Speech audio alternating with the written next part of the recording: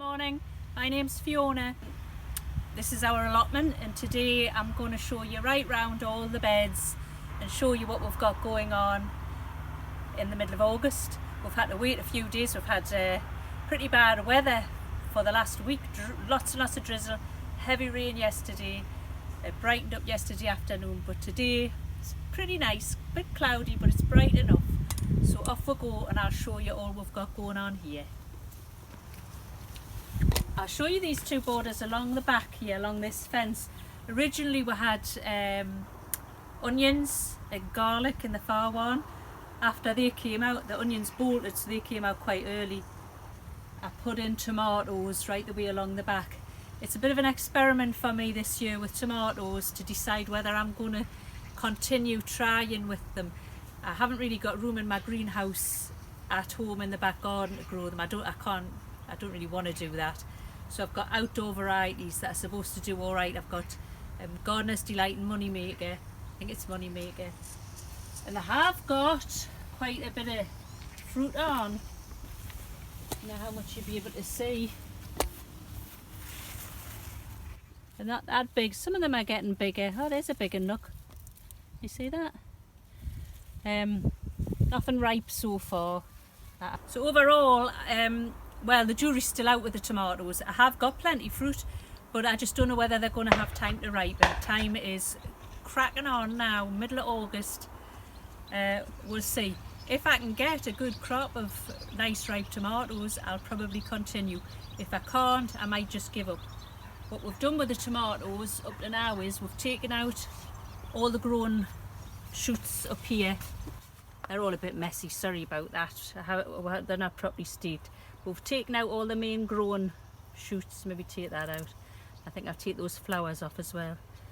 To stop it putting energy into getting into a bigger plant.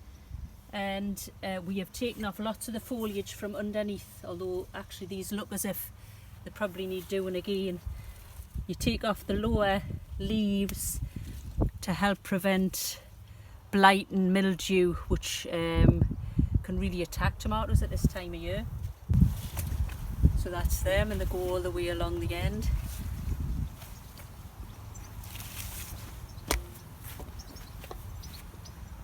And also in these borders I've got some beetroot, and in this one these are my sweet potatoes. That's eventually, look at that, at long last it's starting to get a little shoot coming. I don't think I'm going to get anything off these sweet potatoes. They've literally sat like that for months now, so I don't think there'll be anything in there. I did them last year and had a small amount of success. I'll probably not bother with them again. I think they're for the deep south of America really, not for the northeast of England. So this big long border here, we had our first earlies in. They were called Pentland Javelin, and once they came out I've replanted. Much better this year at doing that than I was last year. More organised, more switched on about what I've got to do to keep the crops coming in the garden. Here I've got Swedes. These were very moth-eaten when I first put them in. I'm not sure what it is that gets them, but all the little leaves were bitten to death. And I didn't cover them or anything, I just let them take their chances. Anyway, they're coming away now nicely. Oh, there's a teeny little Swede in the bottom there. I don't know if you can see that. Can you see it? I can't see whereabouts. Oh yeah. I love a bit of Swede if it's nice and sweet. Mashed up with my Sunday dinner or in a pot of veggie soup. So hopefully I might get some of that. Coming along after this, I put in some French beans. These are a variety called Blauhild. They're purple. We've got another batch of them along there and they're really nice. I'm enjoying these better this year than I did last year. I've nipped out, it's putting up these tendrils to grow them higher and higher. If you look at that, that's the growing tendril, and that's the little new growth. I'm going to take that off like that because the season is getting on now and I want these plants to come to maturity quickly. I want them to, there's another one, I want them to bush out and produce flowers and then the peas, the pods. So if I take those grown shoots out, there's another one, look, it's going to encourage them to do that.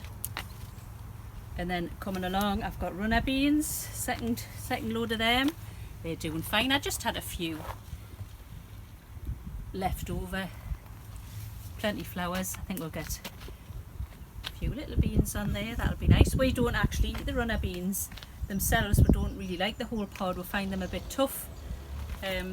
So we'll let them ripen completely on the vine or whatever it's called, until the pod is all crispy and dried up, and then we'll get the beans out. We'll put them across our sideboard and dried them out last year, and then kept them in jars and then put them into stews or casseroles in the slow cooker or into soups, and we prefer them like that.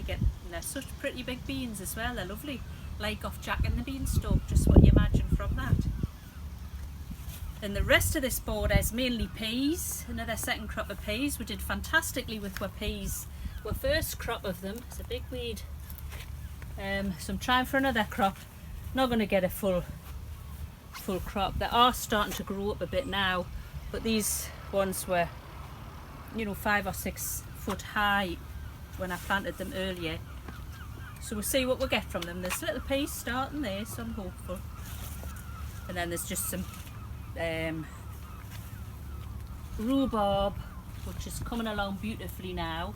This is its first year. I got it last year off a chap further up the plot there, and it was just a couple of little straggly pieces, and I pushed them in the ground and they came up in the spring, but the slugs love them and they were decimated, and I didn't think they were going to survive. Anyway, they have, and both plants, hey, they've got some good stalks on there, but apparently I'm not meant to pick them in the first year, so I'm just leaving them be to get established, and then next year I'll get some rhubarb.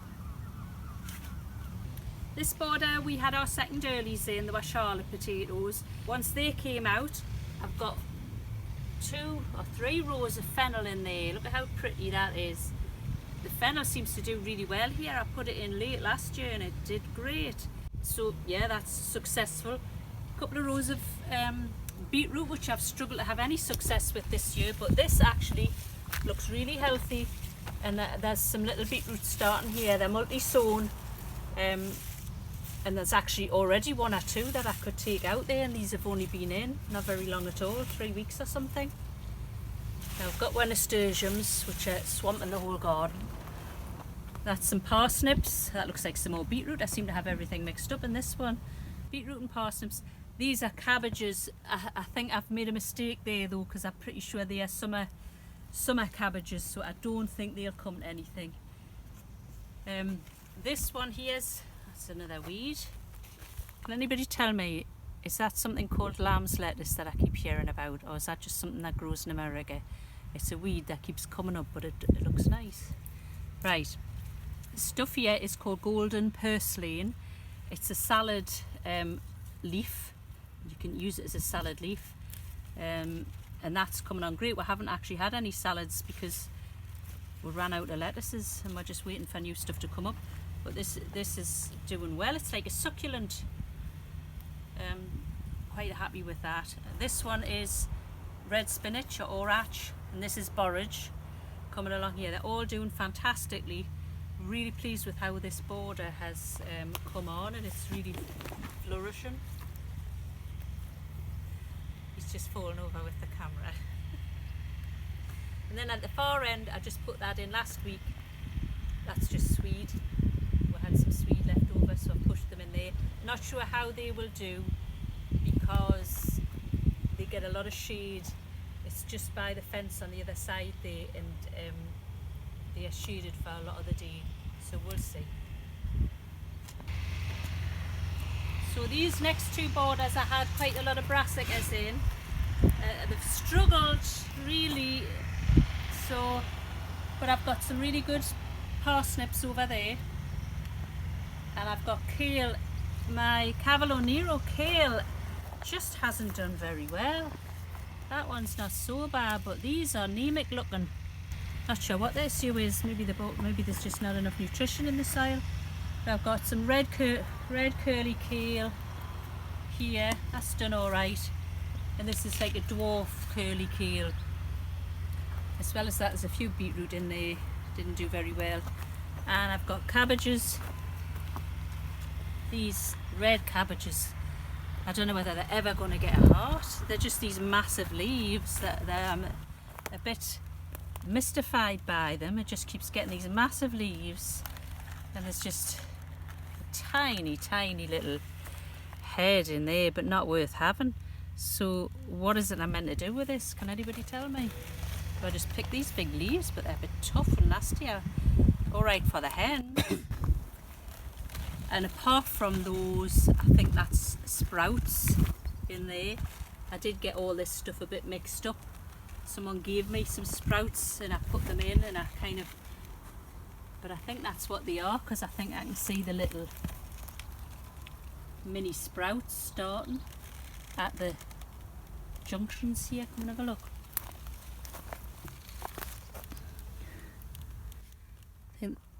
I think they're teeny little sprouts starting there. And then this border, these cabbages are pretty good. I say that's a great head, that. They got very moth-eaten. I only covered them in the first part of the year. It wasn't so much cabbage white caterpillars or anything like that. It seemed to be slug damage, because even when I had them covered with nets, they were still getting eaten to pieces. So, and some more of these strange red cabbages. I had broccoli in here, which is all finished now. I might be able to get some more winter broccoli and put it in if I'm lucky. And this long row, which I'm really happy with, are leeks. I just hand sowed them ages ago, mind, but they came up no bother and they've just gotten on with it. Now obviously they're very close, and I'm going to go through and thin these out in the next week.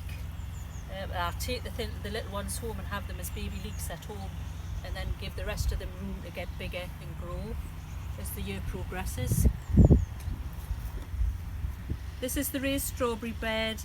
Obviously the strawberries are all finished now, and we thinned this all out because it was getting very overgrown. Yeah, and it's just sitting there now till next year. This is where we've got our main crop of runner beans. As I said before, we like to let them ripen completely on the plant, so there looks how big they are. Not massive beans in there yet, but there will be, and we'll save all of them. So just leave that to get on. My little frame is well rickety now. If it lasts till the end of the season, I'll be happy. In this little gap in here, I had some broad beans, and I've taken them out, and I've got some rocket, I think some spinach, but it looks as if the slugs might have had the spinach actually. And then there's some more leeks, and next to the leeks I've got, well, I did get a bit mixed up with my beans, I have to admit. That's a runner bean, it shouldn't be there. And I think there's also a borlotti bean in there, but it's mainly French beans, the same variety I've got at the top of the garden, Blauhild, and they are fully on the go now. We're picking from them every day. We came up yesterday, I had a nice chicken for the tea, and we came up and I got a big handful of these and a few little peas we managed to get, and I pulled some parsnips for the first time, and some carrots and some beetroot, and we roasted the root veg and boiled up these beans, and oh, it was the nicest Sunday dinner I've had for a long time, even though it wasn't a Sunday. So that border's doing fine. This little border here, this is the border that we had our peas and the broad beans in. There was a previous video where you saw us planting this out. I've just come and noticed that the fennel I put in, I don't know what's happened to it. It's just all kind of bent over and perished. It might have been all the rain that we had yesterday, hammered it down or something. So I'm pretty disappointed at that. That's the first fail I've had with fennel. We'll see, maybe it'll recover. There's a few pieces there. Anyway, so this is some dwarf green beans.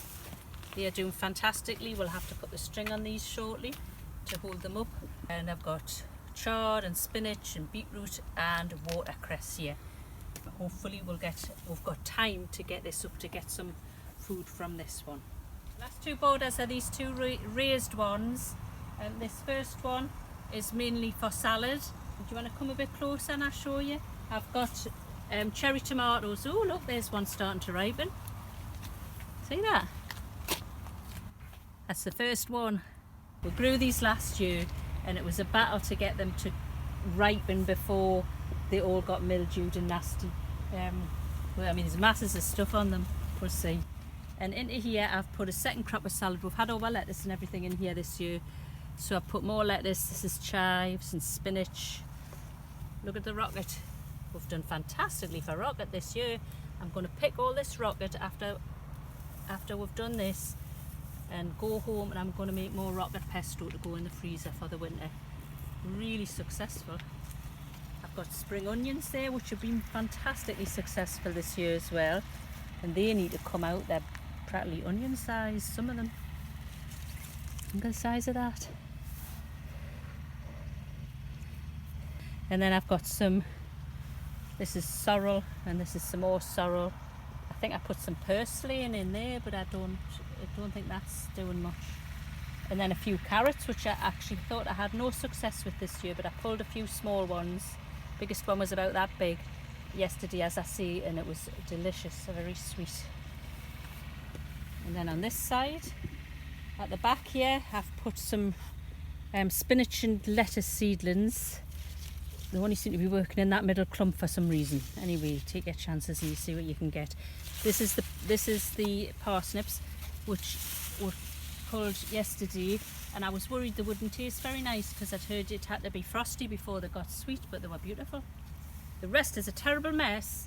However, there is something good growing here. It's called ochre, or Japanese, New Zealand yams. They're just very small tubers, about that size, orange, and they just grow under the soil and you dig them up and they're delicious. I grew them last year with great success.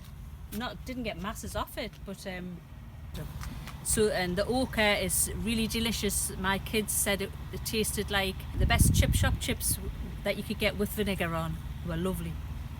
Right, I think I've shown you just about everything. There you go, that was our allotment tour for August. Hope you enjoyed it. I'm pretty pleased with how everything's coming along at the minute.